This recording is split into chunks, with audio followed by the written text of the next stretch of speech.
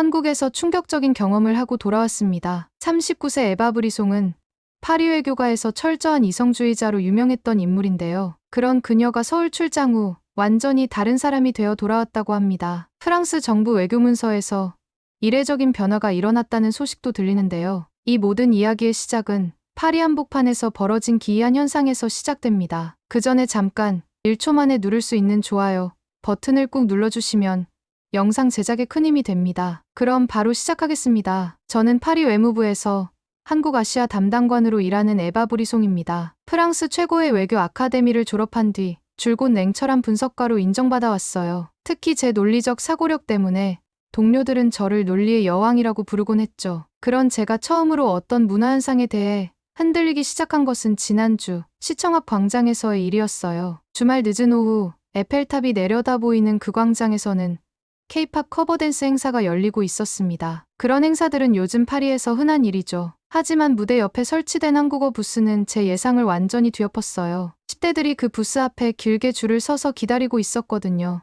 제가 가까이 다가가자 소녀 하나가 흥분된 목소리로 친구에게 말했어요. 한국어는 패션 그 자체야. 이건 단순한 트렌드가 아니라고. 저는 그 말에 묘한 불편함을 느끼기 시작했어요. 유럽의 중심에서, 그것도 프랑스어의 본고장에서 한글이 젊은이들에게 이토록 매력적으로 받아들여지다니. 부스에서는 한국어 퀴즈가 진행되고 있었고 정답을 맞힌 프랑스 청소년들의 환호성이 한글로 터져 나왔어요. 맞아요. 네. 대박. 무대에서는 춤이 끝나자 MC가 한국어로 인사를 건넸고 관객들이 따라 외쳤어요. 안녕하세요.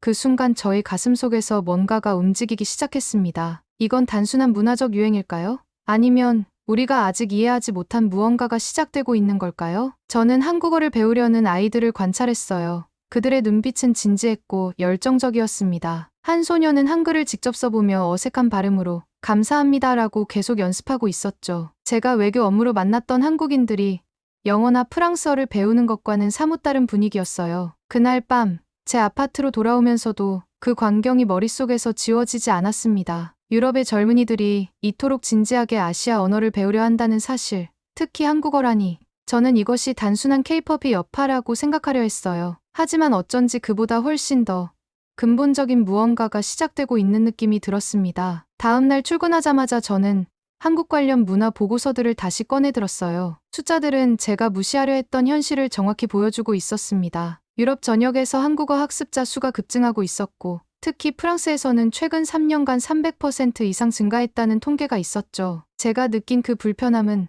아마도 제가 지금까지 가지고 있던 세계관이 흔들리기 시작했기 때문일 거예요. 서구 중심적 사고에 익숙했던 저에게 이 현상은 하나의 도전장처럼 느껴졌습니다. 한글이 정말로 세계 문화의 새로운 중심으로 떠오르는 걸까요? 그날 이후 저는 이 현상을 더 면밀히 관찰하기 시작했어요. 단순한 일시적 유행이 아니라 우리가 주목해야 할 새로운 문화 지형의 변화가 시작된 것은 아닐까요? 그리고 놀랍게도 그 변화의 중심에는 한글이 있었습니다. 다음 주 월요일 아침, 저는 늘 하던 대로 외무부 브리핑에 참석했습니다. 그런데 이상했어요. 프랑스 정부 문서 더미 속에서 한국 관련 문건들이 눈에 띄게 늘어났거든요. K방역 협력 체계, K-스마트 시티 파트너십, 프랑스 한국 AI 산업협력 프로토콜, 이런 용어들이 이제는 일상적으로 등장하고 있었어요. 이게 가능할까요? 저는 혼자 중얼거리면서 서류를 넘겼어요. 한때 유럽의 변방에 있다고 여겼던 나라가 이제는 우리 정부의 핵심 파트너가 되어 있었어요. 심지어 일부 문서에서는 한국어 단어들이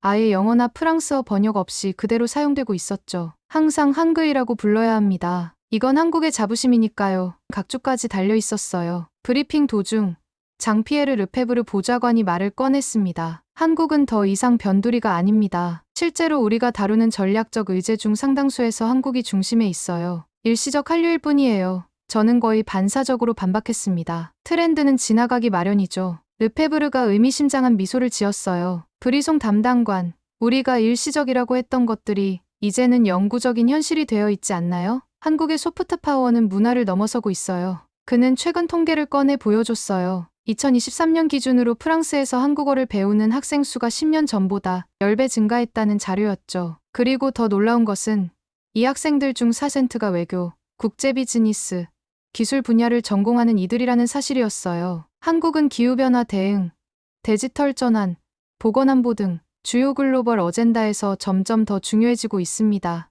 르페브르가 이어서 말했어요. 이건 단순히 문화적 영향력이 아니에요. 실제 정책과 기술, 시스템의 영향력이죠. 저는 속으로 인정하기 싫었지만 증거는 점점 쌓여가고 있었어요. 제 책상 위에 놓인 기후협약 문서에는 한국형 그린 뉴딜 모델이 유럽 여러 국가에 참고 사례로 소개되어 있었죠. 디지털 전환 관련 보고서에는 한국의 오지 인프라가 벤치마크로 언급되고 있었고요. 특히 제가 담당하는 보건안보 부문에서는 K방역으로 알려진 한국의 팬데믹 대응 시스템이 점점 더 많은 주목을 받고 있었어요. 프랑스 의료계 전문가들이 한국의 드라이브 스루 검사, 정밀한 접촉자 추적 시스템을 연구하고 있었죠. 혹시 한국어를 배울 생각 없으세요? 르페브르가 물었어요. 요즘은 외교관들도 한국어를 필수처럼 여기더군요. 저는 그 질문에 답하지 않았어요. 하지만 그날 저녁, 제 집 서재에서 한글 학습 앱을 다운로드하고 있는 제 모습을 발견하고 말았죠. 이건 단순한 호기심일까요? 아니면 이미 변화하고 있는 세계에 적응하려는 본능적인 움직임일까요? 다음 날 아침,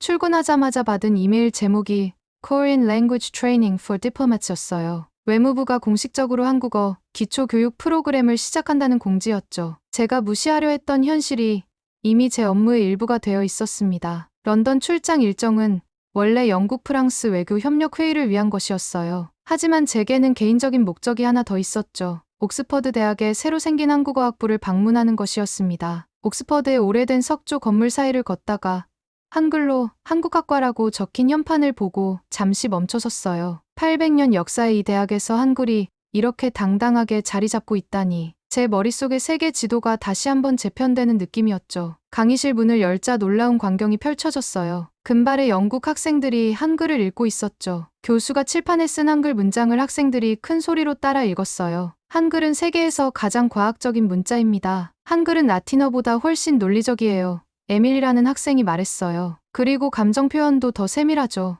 영어에는 없는 뉘앙스들이 있거든요. 교수가 저를 향해 지금 배우는 건 눈치라는 개념인데요 라고 설명했죠. 서구에는 없는 독특한 사회적 지각력이에요. 학생들은 이 복잡한 개념을 이해하기 위해 열심히 노트를 필기하고 있었어요. 점심시간에 김 교수와 차를 마시며 이야기를 나눴습니다. 처음에는 K-팝 때문에 들어온 학생들이 많았어요. 교수가 말했죠. 하지만 한국어를 배우면서 그 이상의 것을 발견하게 되죠. 언어 자체의 아름다움과 논리성, 그리고 그 속에 담긴 깊은 철학을 알게 되는 거예요. 옥스퍼드에 한국어학과가 생긴다는 것은 어떤 의미일까요? 제가 물었어요. 이건 시대의 흐름입니다. 영어권에서 가장 빠르게 성장하는 외국어가 바로 한국어예요. 우리는 이 언어를 배우는 게 단순히 커뮤니케이션 능력이 아니라 21세기를 이해하는 열쇠라고 믿어요. 오후에는 런던의 한 세종학당을 방문했어요. 이곳에서 더 놀라운 장면을 목격했죠. 학생들 중에는 60대 은퇴자부터 20대 금융맨까지 다양한 연령층이 섞여 있었어요. 왜 한국어를 배우시나요? 금융회사에서 일한다는 젊은 남성에게 물었어요. 우리 회사가 한국 기업들과 점점 더 많이 거래하고 있어요. 영어로도 소통은 되지만 한국어를 조금만 알아도 파트너들과의 관계가 훨씬 달라져요. 그들의 문화와 사고방식을 이해하게 되죠. 저는 그날 저녁 홀로 시티 거리를 걸으며 생각했어요. 프랑스의 대학들도 한국어 프로그램을 경쟁적으로 도입하고 있다는 소식이 들려왔거든요. 소르본, 그랑제콜 등에서 세종학당 유치를 위해 경쟁하고 있다는 뉴스도 있었죠. 이건 단순한 언어학습의 문제가 아니었어요. 지식의 중심이 서구에서 점점 다극화되고 있었던 거죠. 그리고 그 새로운 극점 중 하나에 그리고 한글이 있었어요. 호텔로 돌아와서 저는 드디어 인정했습니다. 이건 유행이 아니에요. 세계가 변하고 있었고 한글은 그 변화의 한 축을 담당하고 있었죠. 제가 지금까지 무시하려 했던 것은 바로 이 커다란 흐름이었던 것이죠. 서울 인천공항에 도착하자마자 느껴지는 에너지가 있었어요. 모든 안내방송이 5개 언어로 나오는데 한국어가 가장 앞에 있었죠. 이전에는 영어가 먼저였던 걸로 기억해요. 작은 변화지만 은근한 자부심이 느껴졌어요. 첫날 오후 회의 전 짬을 내서 광화문 광장을 방문했습니다. 세종대왕 동상과 이순신 장군 동상 사이를 걷고 있을 때였어요. 광화문 앞 조각품에 새겨진 3.1운동 기념 문구를 보고 발걸음이 멈췄죠. 대한독립 만세라는 한글이 돌에 새겨져 있었어요. 갑자기 한국의 역사책에서 읽었던 내용들이 떠올랐어요. 일제강점기에 한국인들이 이름조차 빼앗겼다는 것, 한글 사용이 금지되었다는 것. 그런데 불과 100년도 안 된 지금 그 금지되었던 언어가 파리와 런던에서 젊은이들에게 인기를 끄니 감개가 무량했죠. 외교관님도 우리 역사에 관심이 있으시군요. 옆에서 누군가가 말을 걸었어요. 광화문 해설사라고 자신을 소개한 젊은 여성이었죠. 한글의 역사는 한국 민족의 역사이기도 해요. 그녀가 설명했어요. 일제가 우리 언어를 금지했을 때 우리 선조들은 목숨 걸고 한글을 지켜냈어요. 이제 그 한글이 전 세계로 퍼져나가니 정말 감격스러워요. 그날 밤 호텔 방에서 창밖을 바라보며 생각에 잠겼어요. 서울의 야경이 아름다웠지만 제 마음속에는 깊은 울림이 있었죠. 한글이 단순한 문자가 아니라 한 민족의 정체성, 그리고 그들의 고난과 극복의 역사를 담고 있다는 것을 이제야 이해한 것 같았어요. 다음 날 아침, 삼성전자 본사를 방문했습니다. 글로벌 기업이지만 사내 공용어는 한국어였어요. 임원 중 한 명이 제게 우리는 영어도 잘하지만 혁신은 모국어로 할 때 더 자유롭게 나옵니다라고 말했죠. 오후에는 한국의 AI 연구소를 방문했어요. 프랑스에서 온 AI 전문가들이 한국어는 전산언어학적으로도 매우 흥미로운 언어예요라고 설명했죠. 문자와 소리의 대응이 명확하고 문법 구조가 규칙적이어서 AI 학습에 아주 좋아요. 저녁에는 한국 외교부 관계자들과 식사를 했습니다. 한 고위 관료가 20년 전만 해도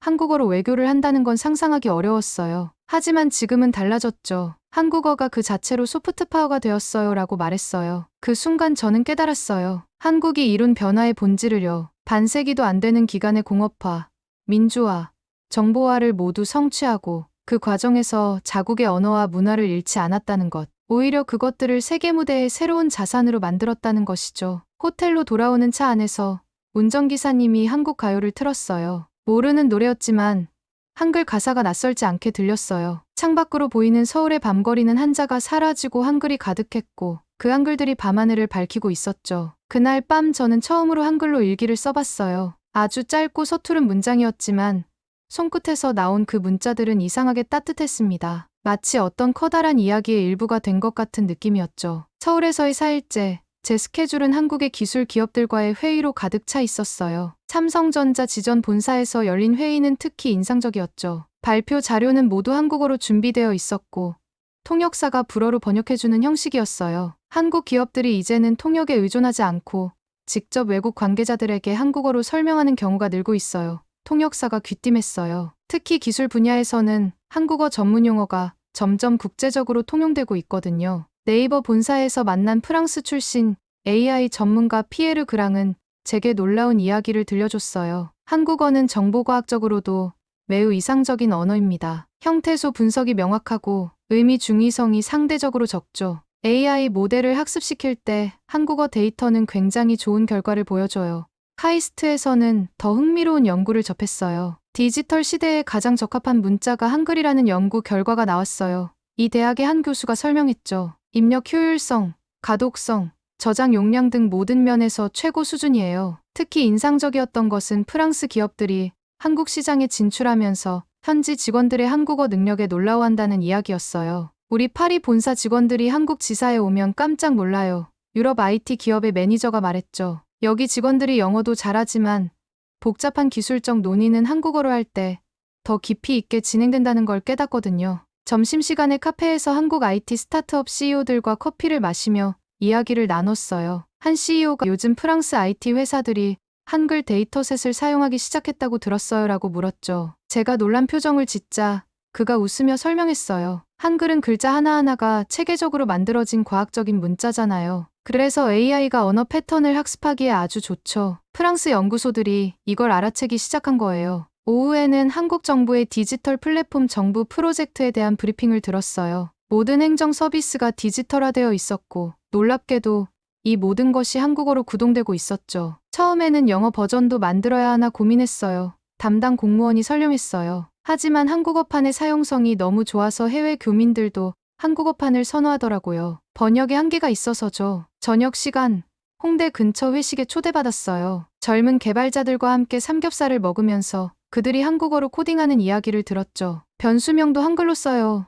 한 개발자가 웃으며 말했어요. 이해도 빠르고 실수도 덜하죠. 그날 밤 호텔 방에서 제가 정리한 노트를 다시 읽어봤어요. 한국어는 미래 기술의 인터페이스가 되고 있다는 문장이 눈에 들어왔죠. 이건 더 이상 문화나 트렌드의 문제가 아니었어요. 기술과 사회의 근본적인 인프라가 되는 변화였죠. 아이러니하게도 디지털 시대의 최첨단 기술들이 가장 오래된 언어 철학들과 만나고 있었어요. 한글의 과학성이 21세기 기술 발전의 도구가 되고 있었던 거죠. 제가 지금까지 본 것은 미래였습니다. 한국에서의 마지막 일주일, 저는 기업 회식 문화를 체험할 기회가 있었어요. 처음에는 단순한 저녁 식사인 줄 알았죠. 그런데 곧 이것이 한국 문화의 진수임을 깨닫게 되었습니다. 에바님, 한잔 하시죠. 김 부장님이 소주잔을 건넸어요. 처음에는 격식을 갖추려 했지만 몇 잔 후에는 모두가 더 솔직해졌죠. 한국인들이 말하는 정이 이건가 싶었어요. 일터에서는 절대 볼 수 없는 동료들의 진솔한 모습을 보게 되었거든요. 회사에서는 실수하기 두렵지만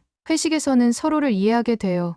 마케팅팀 이 과장님이 말했어요. 이게 바로 눈치의 문화죠. 말하지 않아도 서로의 마음을 읽어주는 거예요. 그날 밤 호텔로 돌아오면서 생각했어요. 외교 문서에서 감정을 번역하기가 이렇게 어려운 이유를 이제야 알 것 같았어요. 한국어에는 정이나 눈치처럼 단순히 번역으로는 전달할 수 없는 미묘한 감정들이 있었죠. 다음날 멘토링 세션에서 한국인 외교관 박 대사님을 만났어요. 한국은 말만 배우는 게 아니라 마음도 배워야 하는 나라예요. 박 대사님이 말씀하셨죠. 우리 언어는 단순한 의사소통 도구가 아니라 정서의 그릇이거든요. 서구의 비즈니스 문화는 말을 명확히 하는 것을 중시하지만 한국 문화는 행간을 읽는 것을 중시해요. 대사님의 설명이 이어졌습니다. 이게 바로 우리가 말하는 케어 문화죠. 상대방을 배려하는 마음이 언어에 자연스럽게 녹아있어요. 실제로 회의에서도 이런 차이를 느꼈어요. 한국인들은 직접적인 거절 대신 좀 더 생각해보겠습니다 라는 표현을 썼죠. 처음에는 모호하다고 생각했지만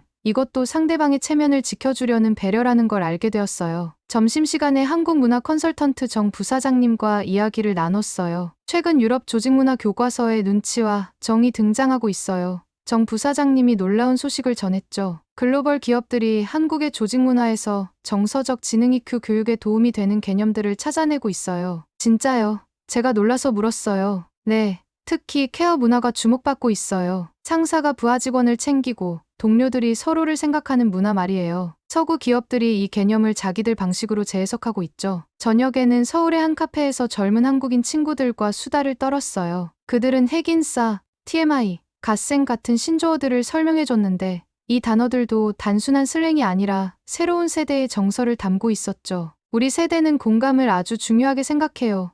한 친구가 말했어요. 한국어에는 공감을 표현하는 방법이 정말 다양하거든요. 오 진짜, 대박, 믿지 같은 표현들이 그냥 감탄사가 아니라 나도 너를 이해해라는 메시지예요. 그날 밤 저는 제 일기장에 이렇게 썼어요. 한국어를 배운다는 것은 단지 단어와 문법을 익히는 것이 아니다. 새로운 감정의 언어를 배우는 것이다. 그리고 그 감정들은 단순히 개인적인 것이 아니라 사회적이고 문화적인 것이다. 다음 날 공항으로 가는 길에 택시 기사님이 안녕히 가세요. 다음에 또 오세요라고 인사했어요. 그 간단한 말에서조차 진심이 느껴졌죠. 한국인들의 정서가 언어의 모든 층위에 스며 있다는 것을 이제는 알 것 같았어요. 제가 서울에서 배운 것은 단순히 한국어가 아니었어요. 인간관계를 바라보는 새로운 방식, 감정을 표현하는 다른 문법, 그리고 무엇보다도 함께라는 가치의 진정한 의미였죠. 이것이 바로 한국의 소프트 파워의 핵심이었습니다. 파리로 돌아온 직후 저는 한국 특파원으로 일했던 친구 클레어의 촛불 시위 다큐멘터리 제작에 참여하게 되었어요.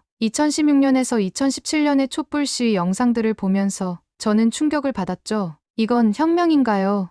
축제인가요? 100만 명이 넘는 시민들이 광장을 가득 채운 장면을 보며 제가 물었어요. 둘 다예요. 클레어가 답했어요. 이건 민주주의의 새로운 형태라고 생각해요. 한국인들은 시위조차 질서 있게 하더라고요. 쓰레기 하나 버리지 않고 모든 시민들이 자발적으로 정리했어요. 영상에는 아이들과 함께 나온 부모들, 고등학생들, 노인들이 함께 촛불을 들고 민요를 부르는 장면이 담겨 있었어요. 특히 박근혜 전 대통령 탄핵을 촉구하면서도 헌법 절차를 철저히 준수하자고 외치는 모습이 인상적이었죠. 서구의 민주주의가 잃어버린 것을 한국은 여전히 가지고 있어요. 제가 다큐멘터리 내레이션에 이렇게 쓴 글이 마음에 들었어요. 시민의 자기 절제력, 집단적 성숙함, 그리고 법치에 대한 존중. 편집실에서 클레어와 함께 영상을 정리하며 이야기를 나눴어요. 한국인들이 왜 이렇게 성숙한 민주주의를 보여줄 수 있는 걸까요? 아마도 그들이 민주주의를 쟁취하는 과정에서 많은 희생을 치렀기 때문일 거예요. 클레어가 답했어요. 1987년 민주화 운동, 그리고 그 이전의 수많은 투쟁들, 민주주의가 그냥 주어진 게 아니라 얻어낸 것이죠. 다큐멘터리에는 촛불 시위의 다양한 언어들도 담겼어요. 한글 피켓과 함께 영어, 중국어로 된 피켓도 있었죠. 민주주의는 전 세계 공통의 언어라는 문구가 특히 인상적이었어요. 제작이 끝난 후 파리의 여러 문화센터에서 이 다큐멘터리를 상영했어요. 프랑스 시민들의 반응은 놀라웠죠. 특히 젊은 세대들이 한국의 시위 문화에 큰 관심을 보였어요. 우리도 저렇게 할 수 있을까요? 한 프랑스 대학생이 상영회 후 질문했어요. 시위를 하면서도 사회 질서를 지키고 한국인들은 개인과 공동체의 균형을 잘 이해하고 있어요. 제가 답했죠. 그리고 그들의 언어에는 이미 그런 정신이 녹아 있어요. 우리라는 단어가 나보다 더 자주 쓰이죠. 다큐멘터리는 유럽 여러 국가에서 상영되었고 예상치 못한 성공을 거뒀어요. 프랑스 인권단체들이 한국의 평화적 시위 방식을 연구하기 시작했고 일부 EU 국가들은 이를 시민교육의 모범 사례로 활용하기도 했죠. 그 과정에서 저는 깨달았어요. 한국의 민주주의는 단순히 서구 모델을 따라한 것이 아니라 자신들의 방식으로 재해석하고 발전시킨 것이라는 거요. 그리고 이런 성숙한 시민의식이 바로 한국이 세계적인 존경을 받는 이유 중 하나라는 것도요. 저녁에 클레어와 축배를 들며 이야기를 나눴어요. 민주주의는 문화와 언어에 뿌리 내려야 진짜가 되는 것 같아요. 제가 말했죠. 한국인들이 촛불을 들고 부른 노래들, 그들이 만든 구호들, 모두 그들의 언어와 정서가 담겨 있었어요. 그날 밤, 제 집에서 한글 공부를 계속했어요. 이제는 단순한 문자가 아니라 한 민족의 영혼을 담은 그릇으로 보였어요. 그리고 그 그릇 안에는 성숙한 민주주의를 키워낸 시민들의 지혜가 가득 담겨 있었죠. 마침내 제 최종 보고서를 작성할 시간이 되었어요. 외무부 장관님께 직접 보고해야 하는 중요한 순간이었죠. 제 책상 위에는 지난 6개월간 모아온 자료들이 쌓여 있었어요. 보고서의 첫 문장을 이렇게 썼습니다. 한국은 더 이상 극동의 변방이 아닙니다. 오히려 21세기의 새로운 중심 중 하나로 부상하고 있습니다. 장관님 앞에서 발표를 시작했죠. 제가 처음 한글 현상을 접했을 때는 단순한 문화적 유행이라고 생각했어요. 하지만 깊이 조사한 결과 이것은 훨씬 더 근본적인 변화의 징후임을 깨달았습니다. 구체적으로 어떤 의미인가요? 장관님이 물어보셨어요. 한글은 단순한 문자가 아니라 21세기의 새로운 소프트 파워를 대표합니다. 유럽의 젊은이들이 한국어를 배우는 것은 K-팝 때문만이 아니에요. 그들은 한국의 기술, 민주주의, 정서적 문화를 함께 배우고 있어요. 저는 수치를 제시했어요. 프랑스에서 한국어 학습자는 3년간 300% 증가했고 옥스퍼드를 비롯한 명문대들이 한국어 학과를 신설하고 있습니다. 이건 단기 트렌드가 아니라 장기 패러다임의 전환이에요. 그렇다면 우리 외교 정책에 어떤 시사점이 있나요? 한국과의 파트너십은 더 이상 선택사항이 아니라 필수입니다. 기후변화, AI, 보건안보 등 주요 글로벌 의제에서 한국은 이미 핵심 플레이어가 되었어요. 그들의 언어와 문화를 이해하는 것은 이제 외교적 경쟁력이죠. 보고를 마치고 나오는 길에 르페브르 보좌관이 저를 불렀어요. 브리송 담당관, 훌륭한 보고였어요. 그런데 당신도 한국어를 배우고 있다고 들었는데요. 네, 제가 인정했죠. 솔직히 말씀드리면 처음에는 업무상 필요해서 시작했어요. 하지만 이제는 개인적인 여정이 되었어요. 그날 저녁 집에 돌아와서 제 서재를 정리하다가 세종학당 팸플릿을 발견했어요. 몇 주 전에 지하철에서 받았던 거였죠. 그때는 그냥 버리려고 했는데 다음 날 아침 저는 파리 15구에 있는 세종학당 문을 열고 들어갔어요. 접수대에서 한국인 선생님이 미소로 맞아주셨죠. 어떻게 도와드릴까요? 한국어 초급반 등록하고 싶어요. 제가 등록서를 작성하는 동안 옆에서 다른 학생들이 안녕하세요, 감사합니다를 연습하고 있었어요. 그 소리가 이제는 낯설지 않았어요. 첫 수업에서 선생님이 물었어요. 왜 한국어를 배우고 싶으세요? 저는 잠시 생각하다가 답했어요. 처음에는 업무 때문이었어요. 하지만 이제는 세상을 다르게 보고 싶어서예요. 한국어는 단순한 언어가 아니라 새로운 세계관을 열어주는 열쇠라는 걸 깨달았거든요. 몇 달 후 프랑스 정부의 외교백서에 한글이라는 단어가 처음으로 등재되었어요. 제가 작성한 보고서의 일부가 그 근거가 되었죠. 세종학당에서 만난 다른 학생들과 커피를 마시며 이야기를 나눴어요. 프랑스 기업 CEO, 대학 교수, 예술가, 다양한 배경의 사람들이 한국어를 배우고 있었어요. 한국어를 배우면서 제 자신도 변하고 있어요. 한 학생이 말했어요. 더 열린 마음을 갖게 되고 세상을 다차원적으로 보게 되죠. 저도 동감했어요. 외교관으로서 세계를 바라보는 제 관점이 완전히 달라졌거든요. 한글을 통해 한국을 이해하면서 동시에 세계를 이해하는 새로운 방법을 찾은 것 같았어요. 어느 날 저녁, 에펠탑이 보이는 창가에 앉아 한글로 일기를 쓰고 있었어요. 아직 서툴렀지만 그 문자들은 제 생각을 담기에 점점 자연스러워졌죠. 세상을 가장 조용히 흔드는 언어는 한글이다. 제 보고서의 마지막 문장이었죠. 이제 그 말이 무슨 의미인지 온몸으로 이해하고 있었어요. 창밖으로 보이는 파리의 밤거리에서 젊은이들이 한국 노래를 부르며 지나가는 소리가 들렸어요. 더 이상 이상하지 않았죠. 이건 새로운 세계의 소리였으니까요. 그리고 저도 이제 그 세계의 일부였어요.